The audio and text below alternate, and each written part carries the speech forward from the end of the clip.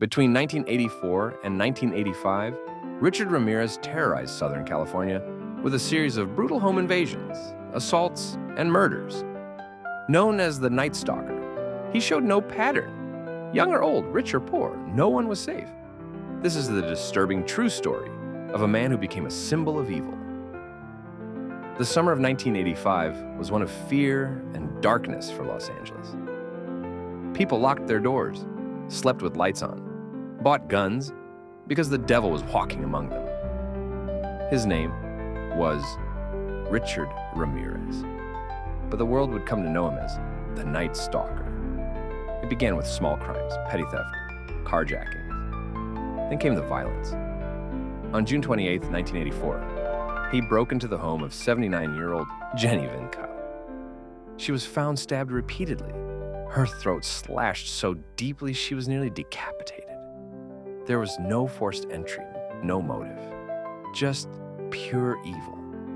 Over the next year, Ramirez would go on a spree of home invasions, sexual assaults, and murder. What terrified everyone? There was no pattern, young or old, male or female, rich or poor. He didn't care. He would break into homes in the dead of night, use whatever weapon he found, guns, knives, hammers, tire irons. He'd sometimes spare children, sometimes kill them. And after every attack, he'd vanish into the night. Ramirez was obsessed with Satanism. In one attack, he carved a pentagram into a victim's skin. In another, he forced a woman to swear her love for Satan. He'd often leave satanic symbols behind. And in court, he flashed his palm, showing a pentagram drawn in black ink, and said, "Hail Satan." Police finally linked the attacks through fingerprints and shoe prints, specifically a rare Avia sneaker found at multiple crime scenes.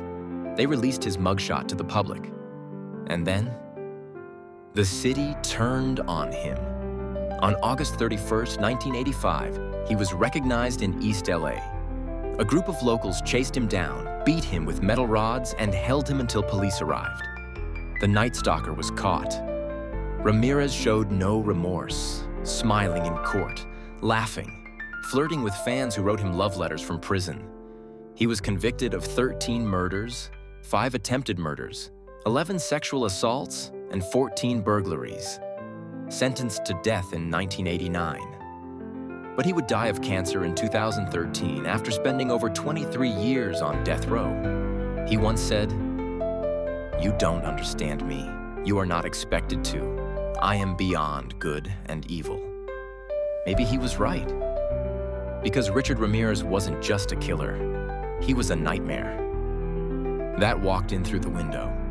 Lock your doors, check your windows. Evil doesn't knock. Sometimes, it just walks.